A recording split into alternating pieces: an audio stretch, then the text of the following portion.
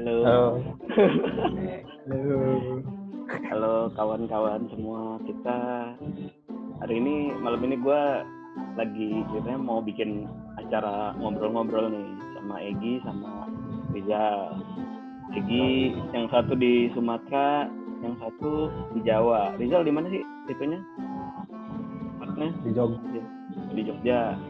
Satunya di Pekanbaru. Ya. Jadi Saya lagi di Depok gitu. Sebenarnya ini ceritanya mau bikin konten ngobrol-ngobrol aja, ngobrol-ngobrol santai. Kayak kita ngobrol di warkop lah. Kayak ngobrol-ngobrol santai, nanti siapa tahu Sebutin warkopnya lah. Endorse. Jangan. Siapa tahu nanti yang nonton bisa dapet insight baru kan. Mereka berdua ini Egy sama Rizal nih ceritanya jadi bintang tamunya, jadi narasumber. Narasumber banget. enggak lah. Kan ngobrol. Kebalik ya. Ya udah, perkenalan dulu kali ya, perkenalan singkat ya. Mungkin dari gua dulu kali. Ya buat teman-teman semua yang nonton, nama gua Budi Hartanto, gua dari Sebahana Universitas Indonesia. Nama aku Egy. Panggilannya Egy. Sekarang ngelatih di BCK Rumbai. Oke. Pernah ngelatih di mana aja, Kak Egy? Sebelumnya pernah ngelatih di MBSP, Semen Padang. Ya, terus? Terus sekarang di sini di Rumbai. Oke. Kalau Kak Rizal? Oke, halo. Yeah. Oke, teman-teman. Geli banget suruh kenalan paling geli. Lanjut. Oke. Perkenalkan, nama saya Rizal. Saya di Jogja. Sekarang lagi ngajar di MB Dom Savio di Semarang. Domenico Savio. Ya, Domenico Savio. Nah, di mana lagi? Pernah di UI Jogja. Pernah di Atma Jaya. Kemarin di UNS. PPMB kemarin. Konsultan segala band juga ini. Rizal diam-diam. Pertama main dari marching band mana, di tahun berapa, terus ngelatihnya di tahun berapa aja, mulai ngelatih kapan, kayak gitu-gitunya. Pertama marching sih pas masuk kuliah, 2012 masuk kuliah. PMB pertama 2013 sama WI. Pertama kali ngelatih ada band di SMP gitu di Jogja buat HB Cup 2015. Tapi itu juga masih player sambil ngelatih di band luar. Nanti WI 2016. 17 itu sempat dibantuin di DC UMY, terus di Cirebon pernah. Yoi, geng Cirebon. Terus 18 di Atma, 19 di Domsap sama di WNS itu. Gitu. Tetap ya. Jadi pertama main 2013 ya? 2013, 2016 mulai ngelatih. Berarti udah berapa tahun tuh ngelatih? 15 deng, kalau pertama 6 tahun. Kalau Egy, mana riwayatnya? Aku pertama kali main di marching band itu 2008, main di marching band Semen Padang. Terus 2009 itu main di MDP. Ya. Ya, habis itu 2011 balik lagi ke Padang, gabung lagi sama Semen Padang itu dari 2011 sampai 2015 sebagai player. 2015 itu sempat kita yang di Padang teman-teman diskusi dibantu sama Bang Puji juga waktu itu sempat bikin komunitas Marcinity namanya. Yoi, Marcinity 2015 ya. Sempat dibantuin sama Angga juga sih waktu itu. Iya. 2016 mulai benar-benar ngelatih marching band itu 2016 sih sebenarnya. Tapi sebelumnya Rizal. nah, ya. Tapi sebelumnya 2012 sampai 2015 itu udah ngelatih juga, cuma di band-band sekolah di Padang. Drum band gitu ya? Ya, sama di beberapa daerah di Sumatera Barat juga. Nah, terus 2016 sampai 2017 akhir di Semen Padang, terus diajak ke BCK 2017 akhir. Masuk BCK tahun berapa? 2017 akhir ya? Ya, bulan November. November. Nah, selama di BCK juga sempat bantuin Gurindam juga sih 2018. Ya. Drum metal GTP. Jadi enggak, sebenarnya gini, ada alasannya kalau dari gua ngajak ini anak berdua nih pemirsa. Nah, kalau gua perhatiin ya nih Egi sama Rizal kan ya istilahnya beda generasi sama gua gitu, di bawah gua gitu. Hitungannya yang seumuran sama gua kan yang segenerasi lah, kira-kira kan Angga, Galon, Kuntet, terus siapa lagi Ikut, mereka itulah. Terus nih kalau gue perhatiin nih kalian ini satu generasi juga nih, termasuk Egi, termasuk Rizal, terus mungkin ada siapa Reddy, Hen, Aseng, ya segenerasi lah gitu. Nah terus kalau gue merhatiin sih terutama di perkusi ya, Rizal sama Egi ini salah dua dari beberapa pelatih yang lagi kelihatan naiknya, lagi kelihatan prestasinya. Tuh. Iya, tepuk tangan dulu.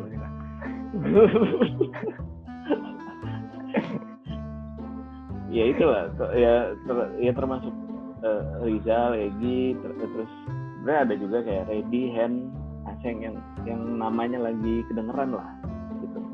Namanya lagi kedengeran yang generasinya mungkin satu generasi di bawah gua gitu. Nah, gue sebenarnya pengen kayak ngobrol-ngobrol ini aja sih antar generasi.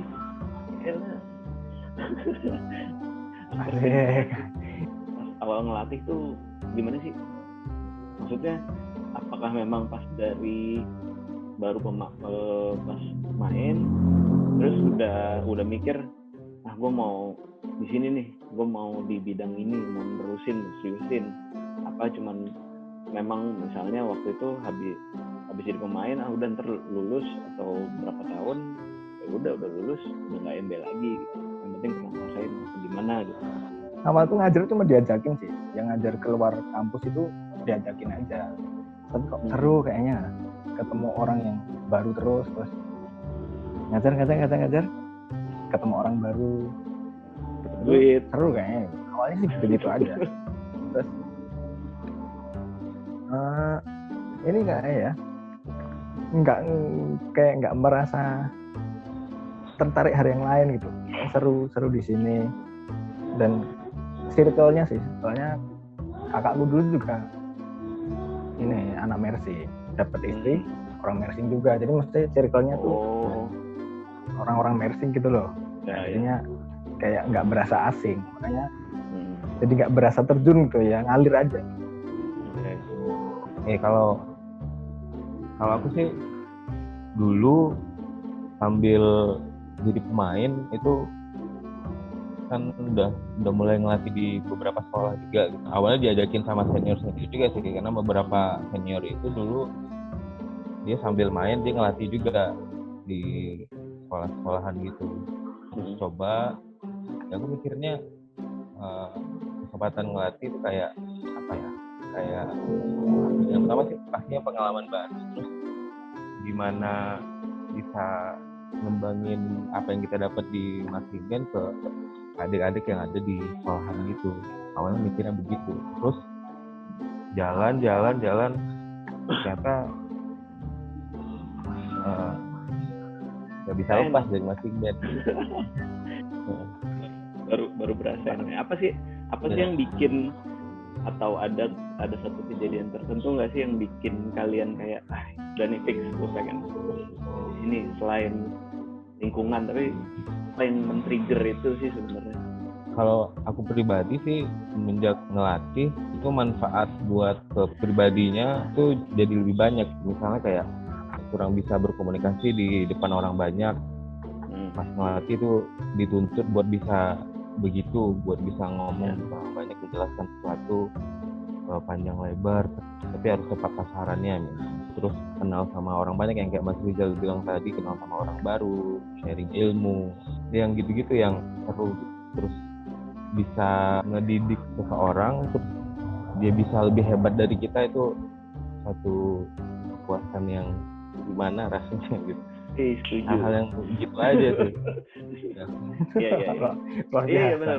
Motivator emang. Luar biasa. Iya. Nah, kalau aku pribadi, setiap aku dapat kesempatan buat ngelatih, hal pertama yang aku tanemin dalam pikiran sama hati itu ya gimana caranya biar anak-anak itu selain bisa main yang bisa jadi pemain yang baik, yang bagus, juga punya attitude sama karakter yang baik, bagus juga gitu. Rizal gimana Kak Rizal? Yang bikin jadi makin seru ngajar itu pas ini sih, pernah ngajar waktu 2015 awal itu kan ngajar anak SMP juga. Ngajar anak SMP tuh aku lupa ngajarin apa sebenarnya, bukan ngajarin mukul sih ya, tapi sesuatu gitu, sharing sesuatu gitu. Pas 2000 berapa ya dia, itu udah sempet kayak nggak usah ngajar lah, selesai kuliah mending lain aja gitu, sempet kayak gitu. Tapi ketemu sama si anak itu yang tak latih waktu dia masih di SMP, dia udah mau masuk kuliah gitu lah. Pas ketemu dia ngomong, Kak makasih ya Kak, kemarin udah ngajarin ini sesuatu gitu, ngajarin ini, gara-gara itu hidup dia jadi berubah, motivasi hidup dia itu berubah. Nah, gara-gara itu sih, itu yang paling kena. Jadi kalau misalnya yang gue tangkap, kadang-kadang memang ada trigger kayak jadi ngasih lampu hijau gitu. Contohnya kayak Rizal tadi gitu. Gue setuju juga sih sama yang Egi bilang tadi, masalah apa namanya, salah satu kenikmatan tersendiri tuh buat gue pribadi juga itu sih, ngelihat orang lain berkembang karena bantuan kita itu menyenangkan. Ujung-ujungnya yang terpenting bukan skill teknis, tapi gimana kepribadian dia jadi berubah. Yang berguna kan gimana prosesnya dia dari nggak bisa sampai bisa jadi main triple role itu. Apa ya? Apalagi yang berhubungan sama hal tadi. Nanya balik deh, kalau Kak Budi, Kak Budi nanya balik. Kak Budi gimana? Apa yang bikin Kak Budi sampai sekarang masih bertahan di dunia marching band? Sebenarnya kalau buat diri gue sendiri, gue merasa punya keahlian di situ. Gue punya nilai plus di bidang marching band gitu. Bukan cuma dalam hal teknis, tapi kayak nge-manage, terus berkomunikasi, dan dari pengalaman ngelatih di MB itu gue baru nyadar kayaknya gue pintar mempengaruhi orang lain. Itu satu sebenarnya, karena semakin kesini semakin bertambah tahunnya, semakin bertambah jam terbangnya, gue ngerasa semakin nemuin banyak hal dalam diri sendiri sih, baik itu hal yang positif atau yang negatif ya. Kalau eksternalnya gue ngerasa bisa ngasih pengaruh ke orang lain. Semoga pengaruh positif. Positifnya ya? Positif apa nih? Ya positif yang baik-baik lah. Gini, kalau kita punya power, menurut gue ya, kalau kita punya power, baik itu dalam hal ilmu atau harta atau apapun itu, kalau punya kelebihan, kita itu bisa lebih mudah menyebarkan apa yang kita mau. Contohnya ada dua orang yang punya sifatnya baik misalnya. Yang satu orang miskin, yang satu orang kaya. Yang bisa lebih banyak berbuat yang mana? Yang kaya lah. Iya, ya kurang lebih gitu. Kalau menurut gue gitu. Ya gitu sih, tapi jadi filosofis banget, tapi ya memang gitu. Intinya semakin dikenal, semakin gampang nyebarin manfaat ya. Iya, dan sebaliknya harus hati-hati juga. ada tanggung jawabnya juga gitu ya. Menurut gue gitu, semakin punya powernya kan bentuknya bisa macam-macam kan, ya nggak? Bisa harta, bisa ilmu, bisa ketenaran, ya kan? Bisa apa lagi? Ya macam-macam lah. Gitu. Kekuasaan. Ya bisa. Ya benar. Macam-macam gitu. Ya itu. Kalau misalnya kenapa nggak dimanfaatkan gitu buat semakin semakin bisa mempengaruhi banyak orang gitu. Itu kalau gue.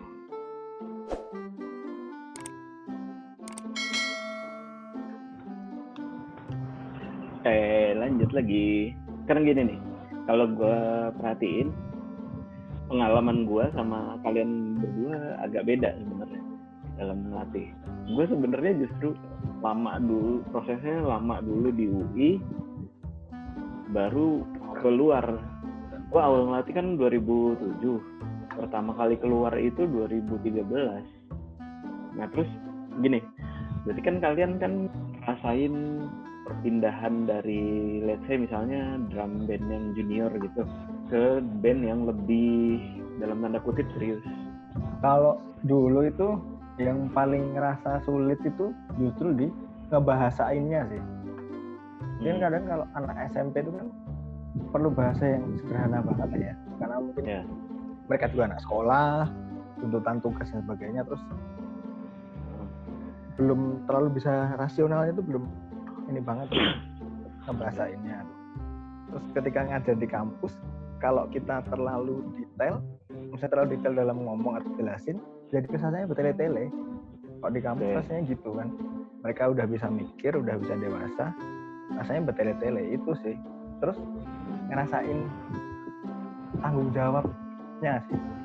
Kalau anak SMP kita kasih tugas atau kita kasih latihan jam segini dan gini dan sebagainya, dan segala aturannya atau rulesnya mereka ngikut dan istilahnya takut sama pelatih gitu, gampangnya gitu.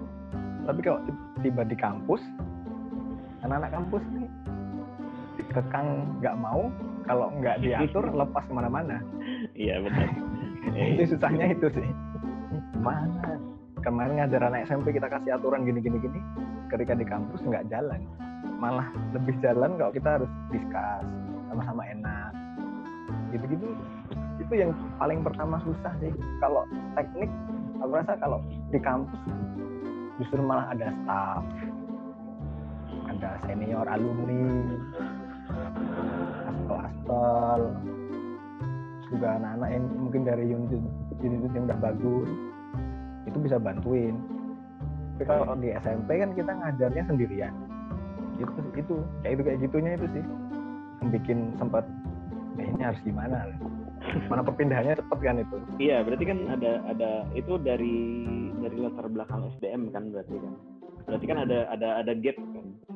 Itu waktu itu Rizal itu melakukan apa aja untuk menjembatani gapnya itu? Kalau dulu sih ya, ini dulu ya kebetulannya lombanya sih si ABK yang pas anak SMP itu lombanya ABK. Ya. Nah itu jadi yang maksudnya lombanya juga full team dan display gitu. Sebenarnya secara nggak jomplang banget sih, mungkin secara ini nggak, cuman ya itu sih pencapaiannya sama targetnya yang beda. Tapi kalau lombanya sama full team, berdisplay juga. Jadi nggak terlalu ngerasain lonjakannya di situ. Tapi ya itu tadi ya, mungkin karena kebantu sama ada senior, ada teman-teman juga yang pernah main di band lain gitu ya. Ya kalau yang di kampus kebantu sama itu anak-anak yang udah misalnya punya pengalaman lebih, jadi mereka bisa bantu nularin ke temennya. Misalnya leadershipnya mereka udah jalan, pengalaman juga punya, jadi kebantu di situ buat nularin teman-temannya, nge-backup kurangnya aku juga tuh, jam terbang lah dan sebagainya. Lalu Gi? Kalau aku pribadi malah berasa lebih besar perbedaannya. Yang paling banget kerasa itu sistemnya sih. Kalau kayak di sekolah lebih minimalis, bahasanya gitu, lebih minimalis. Semuanya itu masih bisa di handle sama pelatih lah, nggak seribet kayak di unit marching band. Terus yang kayak Kak Budi bilang tadi, masalah targeting, masalah tuntutan, tanggung jawabnya itu jauh lebih berat di mengerti di masing-masing band karena perbedaan sistem terus lingkungannya. Nah kebetulan waktu itu aku juga ngerasa apa yang aku punya masih belum cukup lah, masih perlu dikembangin terus. Jadi pas dapat kesempatan ngajar di marching band juga sambil belajar juga sih sebenarnya. Kebetulan waktu itu ada mentor buat aku pribadi gitu, buat ngembangin lebih lagi kemampuan ngelatih yang baik dan benar itu gimana gitu. Senior di Semen Padang apa di? Iya di Semen Padang, Bang Puji. Puji. Iya. Nah kalau kondisi anak-anak yang dihadapin waktu itu justru sebenarnya kebanyakan anak-anak yang direkrut dari drum band yang pernah aku ajarin dulu. Jadi kayak nerusin gitu ya? Ya nerusin, cuman di sistem yang lebih kompleks. Di sana belajarnya. Dapat kesempatan ngelatih keluar kayak di BCK itu jadi lebih siap lah secara pribadi. Nah bedanya BCK itu kan mayoritasnya anak SMP SMA, tapi di sini sistemnya juga kompleks juga, bukan kayak band-band di sekolahan biasa.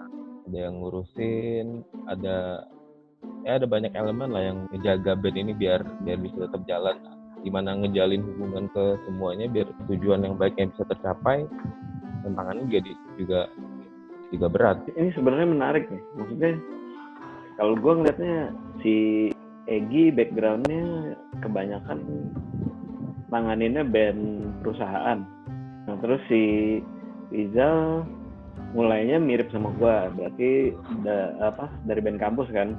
Cuman gini, gue tertarik Egi bahas masalah mentor gitu.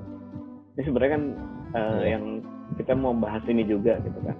Pengen tahu aja sih kalau buat kalian tuh terutama dulu lah anggap 2 tahun 3 tahun pertama ngelatih itu, mentor itu seberapa penting sih?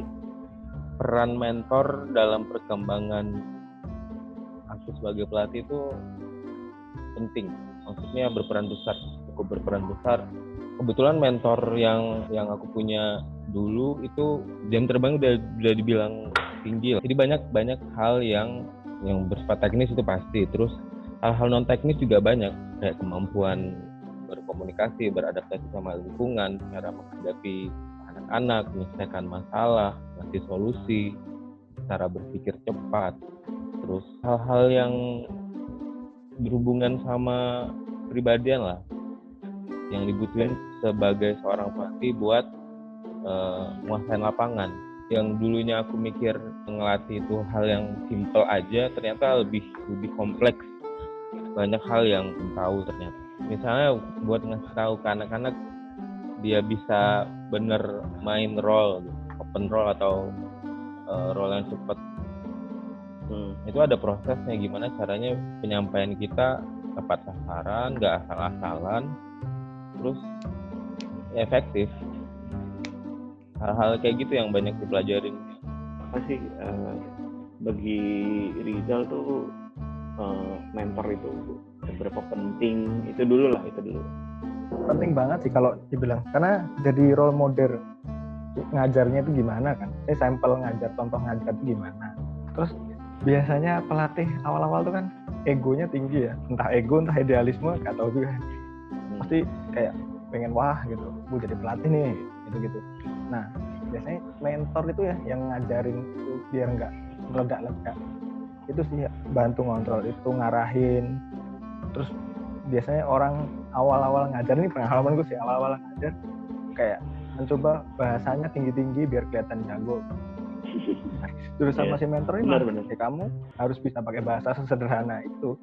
Kalau sederhana dia paham, ya ngapain susah. Pertama itu sih, karena ya dulu di band kampus kan kalau urusan non teknis kan lumayan ini ya, apalagi masalah attitude, sikap, on time itu kan lumayan dididik keras.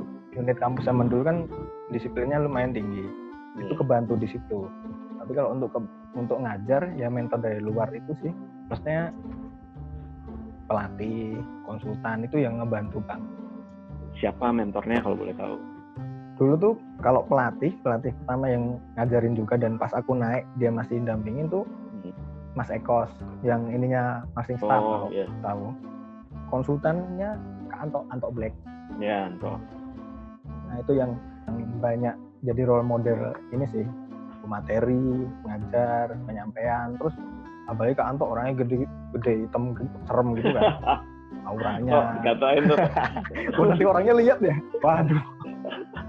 Enggak, emang serem kok Anto. Tapi baik. Tapi asik. Nah, itu kan dibalik sosoknya yang gitu, orangnya baik banget. Nah, yang kayak gitu tuh yang dari influence sih. Soalnya gini, bidang kita itu kan bisa dibilang nggak ada textbooknya gitu. Kalau gue perhatikan emang caranya untuk mencari jalan itu ya dengan bertanya, trial and error, ya learning by doing gitu. Maksudnya nggak ada patokan pastinya. Beda sama misalnya kalau mungkin kalau misalnya di orkestra mungkin ya. Nah terus gini, kalau dulu kebetulan kan bisa dibilang mentor gue dari dulu sampai sekarang Nimon gitu ya. Pas awal-awal ngelatih, gue akses internet juga belum terlalu banyak gitu. Jadi mau nggak mau, istilahnya gini, segala informasi yang gue dapat itu dari satu sumber gitu, istilahnya gitu. Sekarang pas kalian mulai ngelatih, udah zaman internetnya lebih gampang diakses.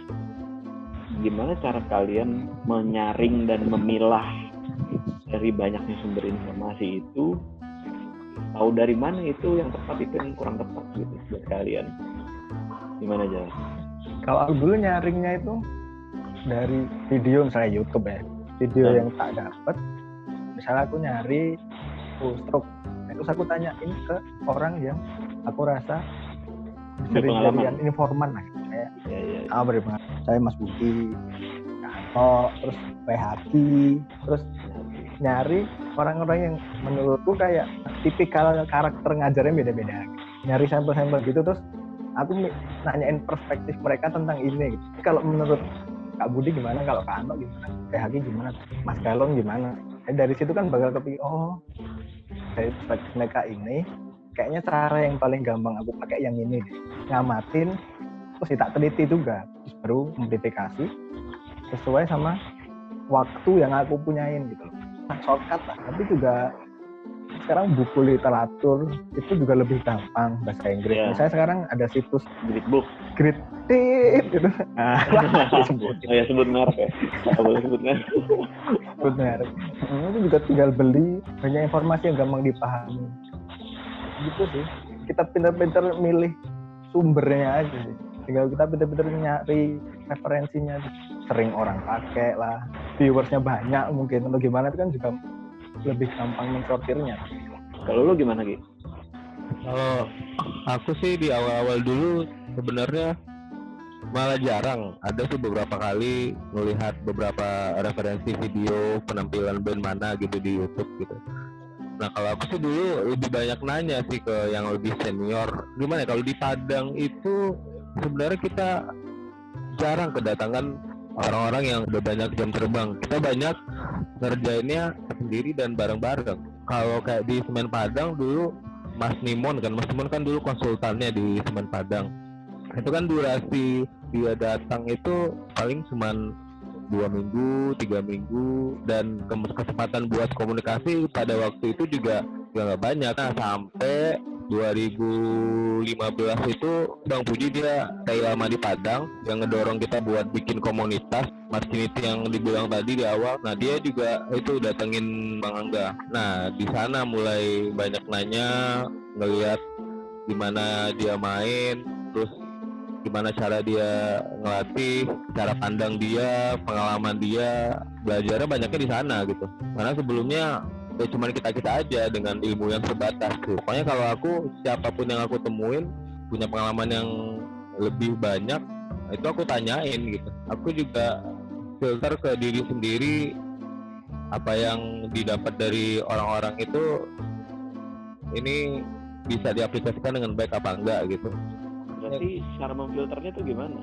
dari apa yang dia sampaikan itu kan kita cobain di lapangan nih. Jadi ada trial and error gitu.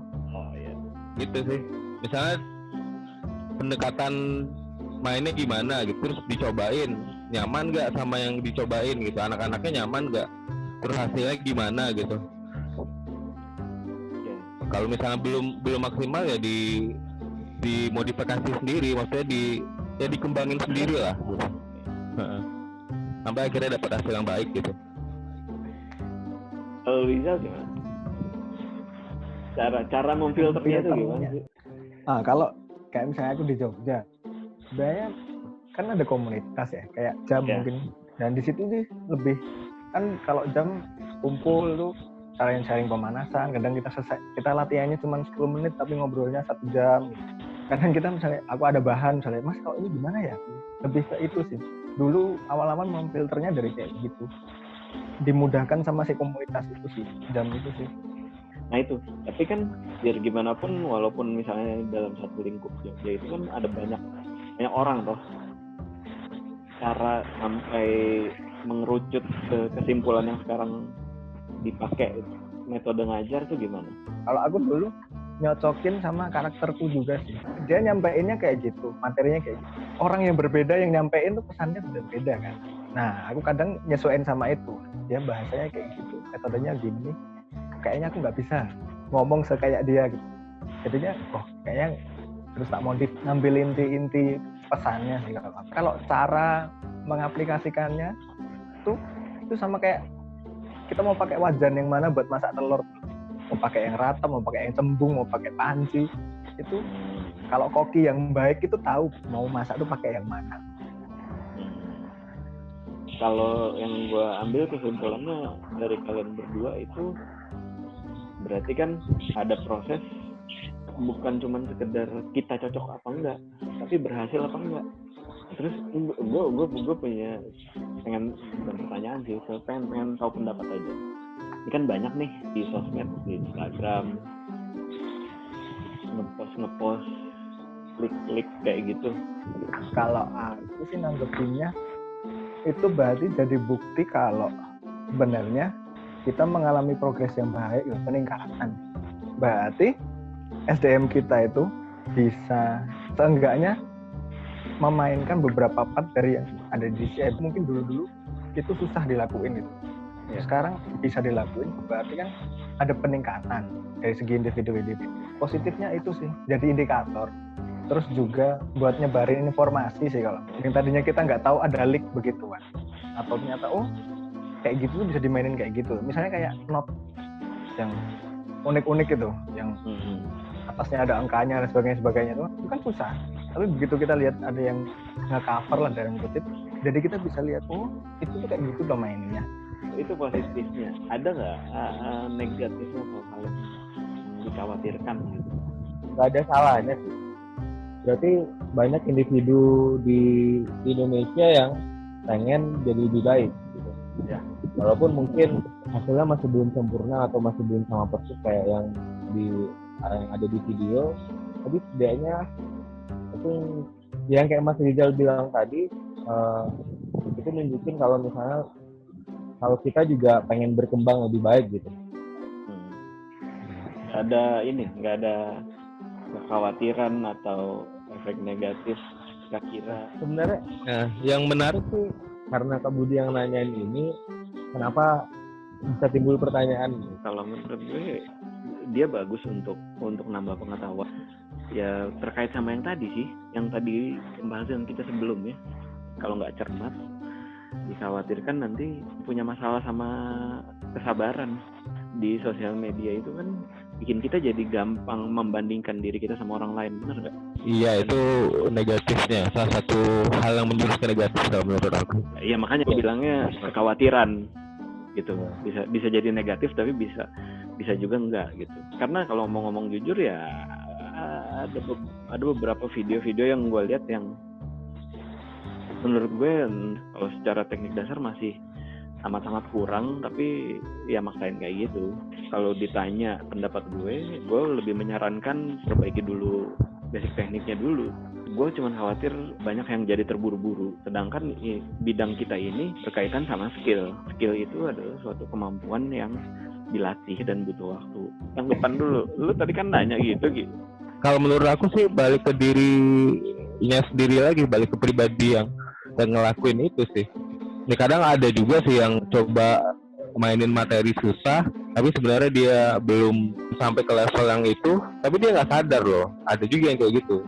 Dia belum tahu karena mungkin nggak dikasih tahu gitu. Jadi saling berhubungan ya antara teknologi sama mentor ini. Iya, berhubungan sih sebenarnya. Mas Rizal? Ya yang penting jangan terus jadi jadi DCI wannabe gitu. Makanya pantengin Instagram saya. Anjir. Sombong. Dia jualan. Enggak, itu kan aku berapa kali posting warm up yang sederhana. Enggak posting link karena ya aku ngerasain kalau mending kita sama-sama mainin. Mungkin itu yang bikin orang boleh lah warm up-nya, tapi itu warm up yang menurutku sederhana, yang kita masih bisa ikutin, yang efeknya positif. Yang penting kita mainin yang gitu-gitu. Kalau diperhatiin, itu aja sampai bisa tak transkrip karena sederhana. Kalau yang susah ya nggak mampu. Mungkin gini kali ya, ngomongin tentang mentor sama teknologi. Menurut gue dua-duanya saling berhubungan. Kalau kepengen jadi pemain atau pelatih yang baik, menurut gue. Ini menurut aku aja gitu ya, menurut pendapat pribadi.